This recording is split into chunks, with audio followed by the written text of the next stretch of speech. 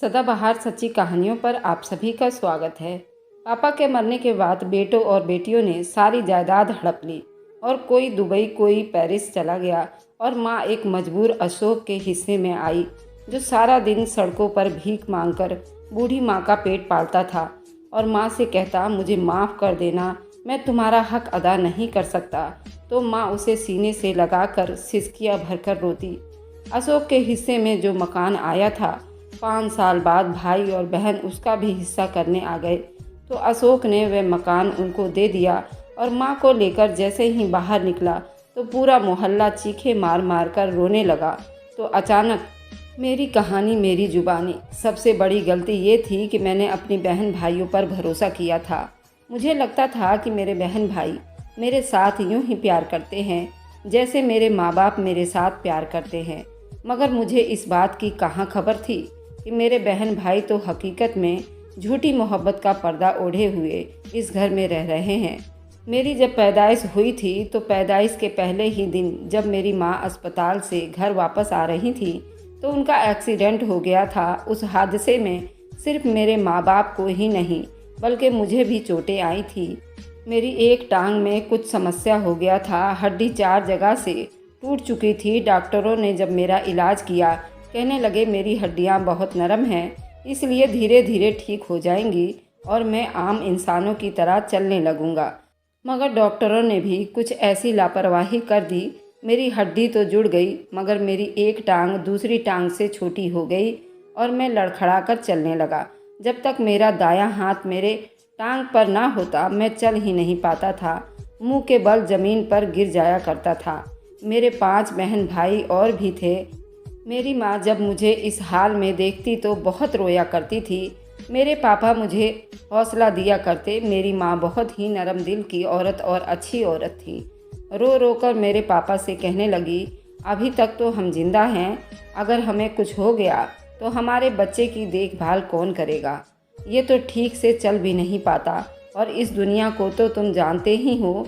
तभी मेरी बहन भाई मेरे पास चले आते और मेरे माँ बाप को हौसला देकर कहते, आप फिक्र क्यों करते हैं, हम सब उसका भरपूर ख्याल रखेंगे, उसे बिल्कुल भी यूँ पालेंगे जैसे माँ बाप अपनी औलाद को पालते हैं।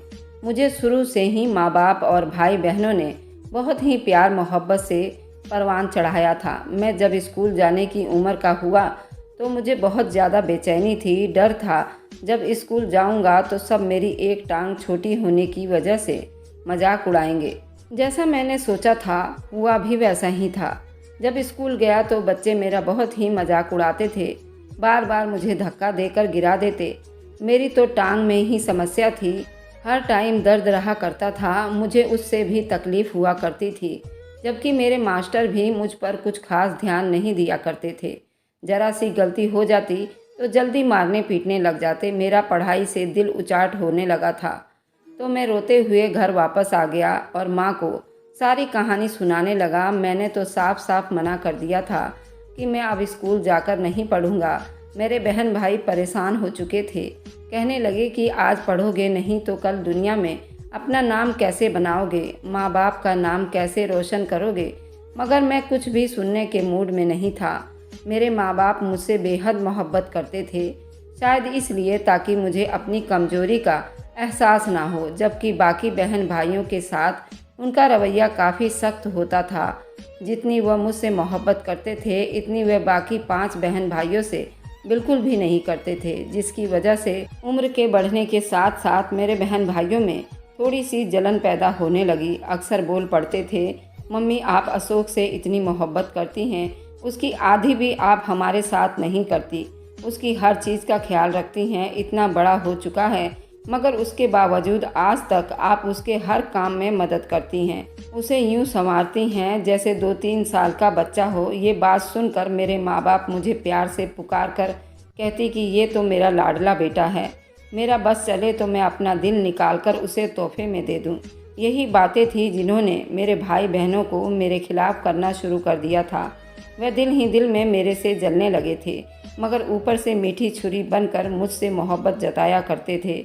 मुझे तो अंदाज़ा ही नहीं था कि जिन बहन भाइयों पर मैं अपनी जान निछावर करता हूँ मेरे बारे में इस तरह गलत सोच रखते हैं।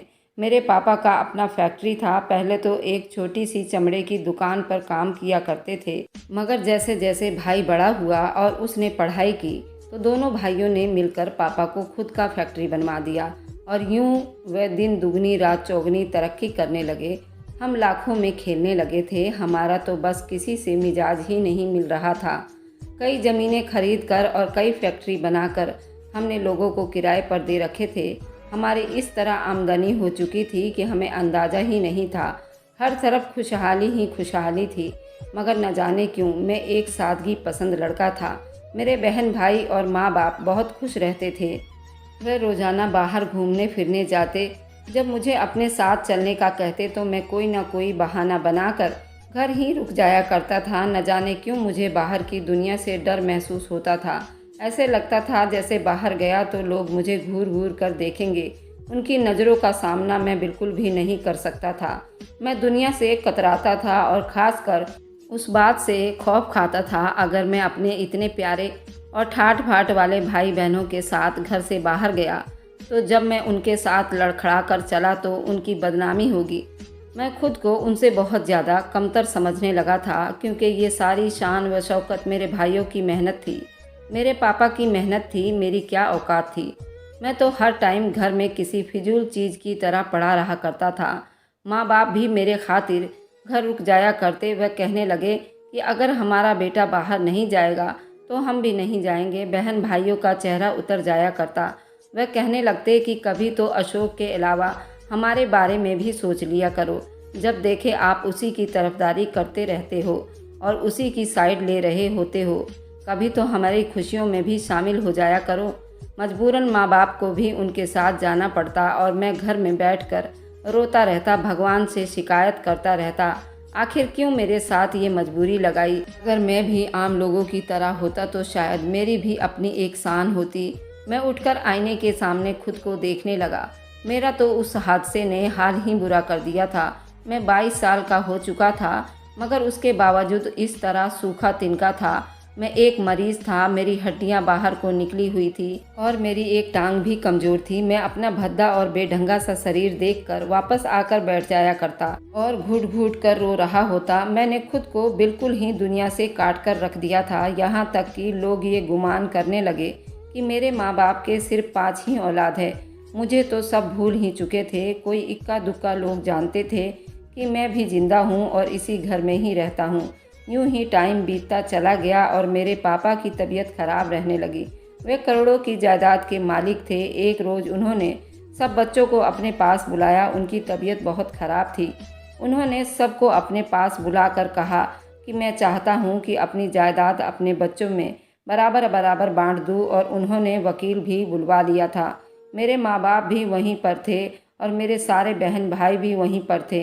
मैं वहाँ पर नहीं गया था, मगर जब मुझे मेरी माँ ने आवाज़ दी तो मैं कमरे में चला आया। मुझे कमरे में आता देखकर मेरे बहन भाई का चेहरा बिगड़ गया था।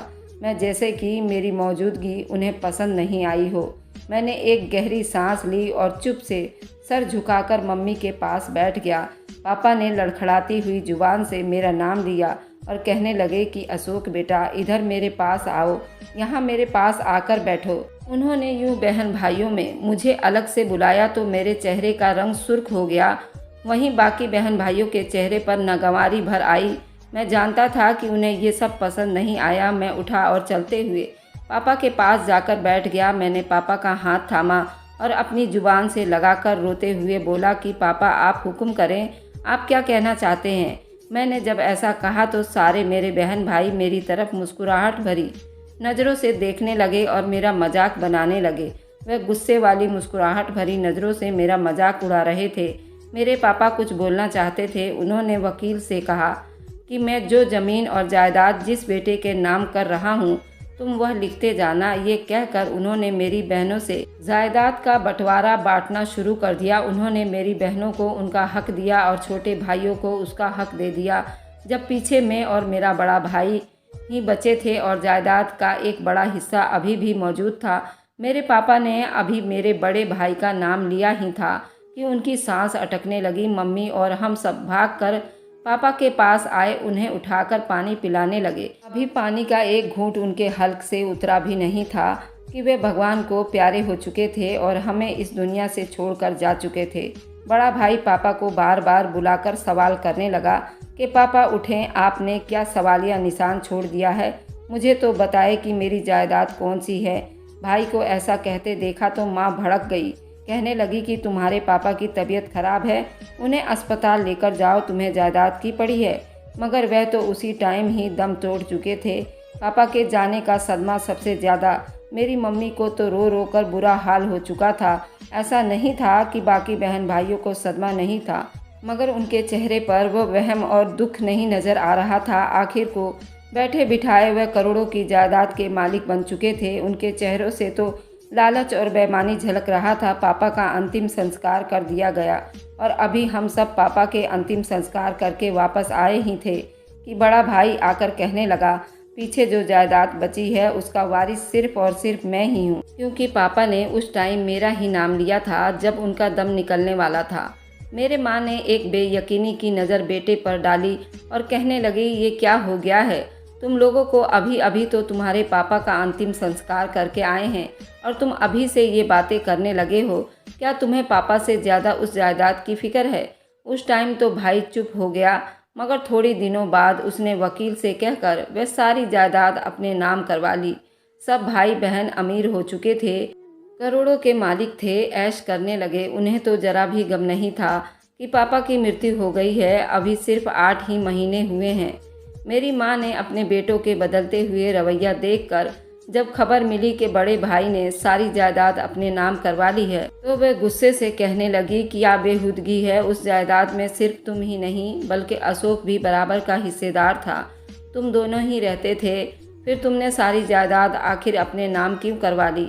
इतना सुनना था कि बड़ा भाई नखरीले से अंदाज में सर झटक कर माँ से कहने लगा, उसने आज तक किया ही क्या है? पहली बार मैं स्कूल में डाला था तो रोता पीटता घर वापस आ गया था। आज तक ना ही उसने कारखाने का काम संभाला और ना ही एक चीज़ उठाकर इधर से उधर रखी। फिर आखिर उसका किस बात का हिस्सा? उसको तो मैंने परवान चढ़ाया। आज तुम लोगों करोड़ों में खेल रहे हो तो सिर्फ और सिर्फ मेरी और मेरे बहन भाइयों की मेहनत से। अशोक नामी बीमार को हम जानते ही नहीं हैं। इतना सुनना था कि मेरे पैरों तले से ज़मीन निकल गई। मैं सदमे के मारे अपने बहन भाइयों को देखने लगा जो बिल्कुल ही पराये हो चुके थे।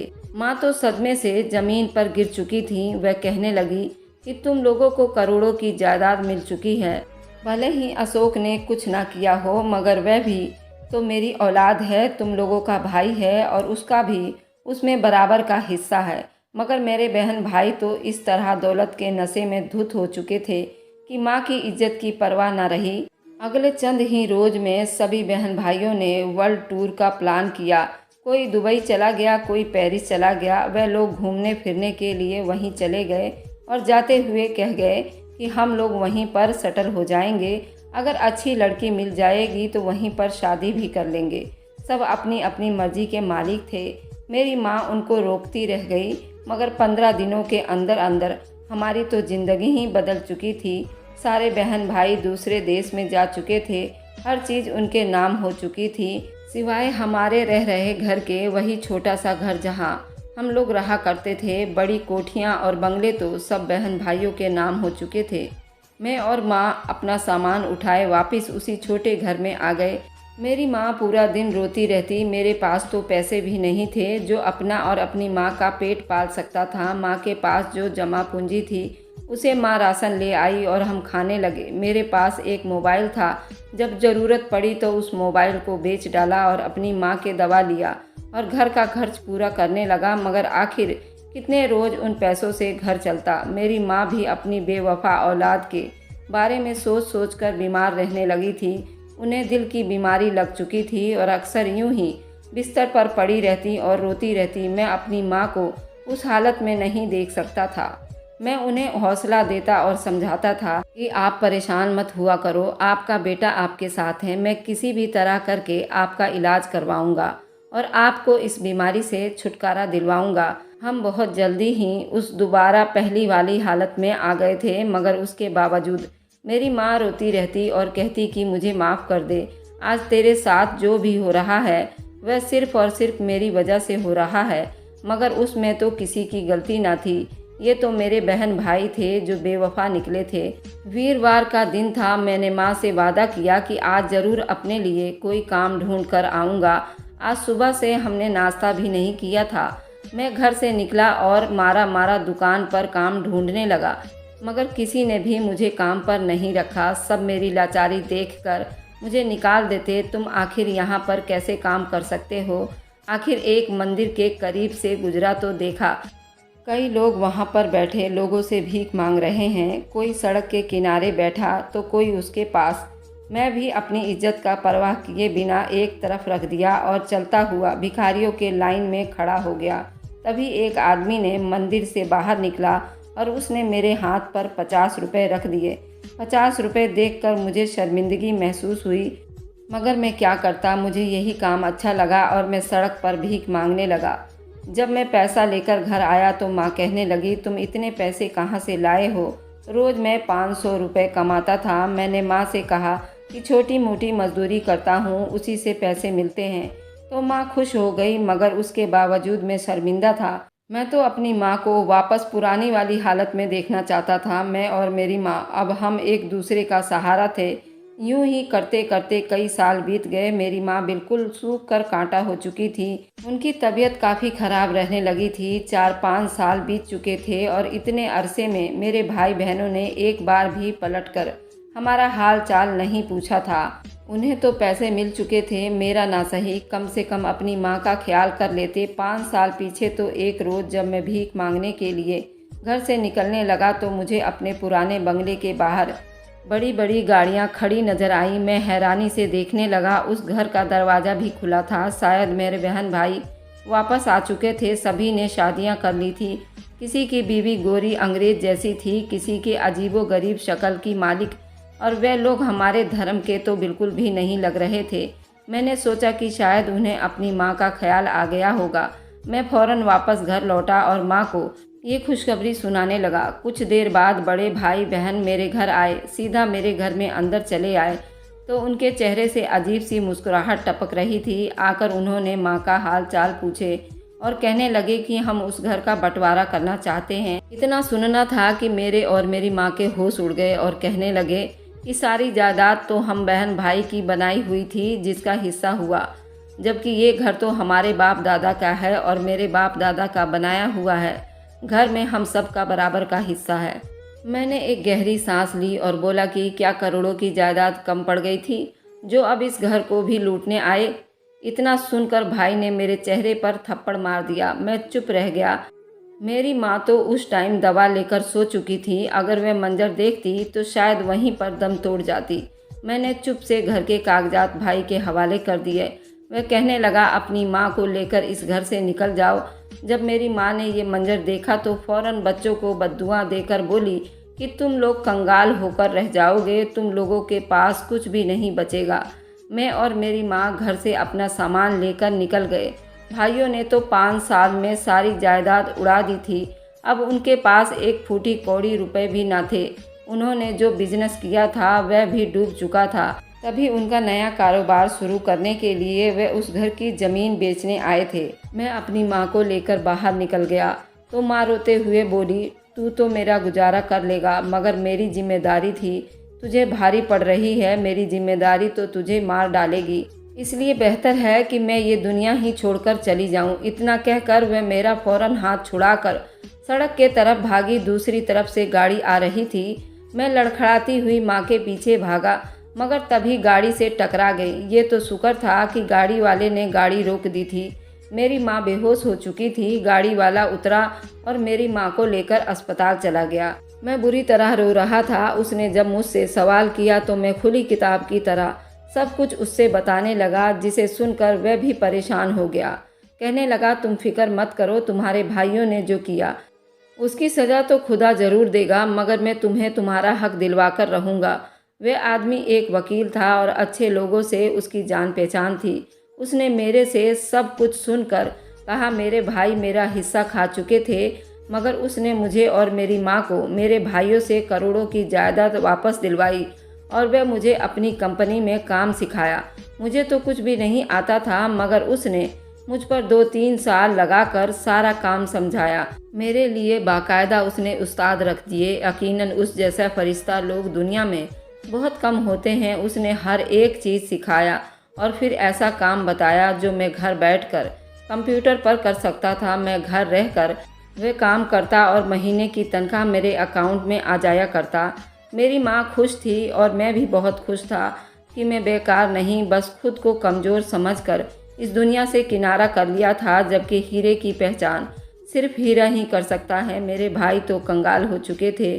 थोड़े ही साल में वे बिल्कुल खाली हाथ रह गए थे। वापस मेरे दर पर लौट आए, मुझसे माफ़ी मांगने लगे। मेरी माँ कहने लगी कि उन्हें भी इस घर से निकालो जैसे उन्होंने हमें घर से निकाला था। मैंने एक नज़र भाइयों पर डाली। उनकी आंखों में शर्म थी। हाँ, हो सकता था कि वे दोबारा जब उनके पास पैसे आए तो वे दोबारा बुरे बन जाते, मगर मैं उन जैसा नहीं था। उन्हें घर में रहने की इजाज़त दे दी थी और उन्हें नया कारोबार भी शुरू करके दिया। वे शर्मिंदा थे, मुझसे माफ़ी मांगते रहे, मगर मैंने एक गहरी सांस ली, उन्हें माफ़ कर दिया। मेरी माँ को मुझ पर बहुत फ़ख्र था और यकीनन मेरे बाप को भी होगा, मगर खैर, अगर मैं भी उन्हें धक्के देकर घर से बाहर निकाल देता तो उनमें और मुझ में कोई फ़र्क न रहता। मैं अपने भाइयों जैसा नहीं था और ना ही बनना चाहता था। बस उस आदमी का शुक्रगुजार हूँ जिसने मुझे आज इस काबिल बनाया था, हर चीज़ सिखाया था। काश मेरे भाइयों ने मुझे यूँ मजबूत किया होता। बहुत पहले ही मैं एहसास कर चुका होता और बहुत पहले ही निकल कर आगे पहुँच चुका होता। तो दोस्तों, ये थी आज की कहानी। आप लोगों को कैसी लगी मुझे कमेंट में ज़रूर बताइएगा और अच्छा लगे तो लाइक एंड सब्सक्राइब करना ना भूलिएगा। Thanks for watching. Like and subscribe.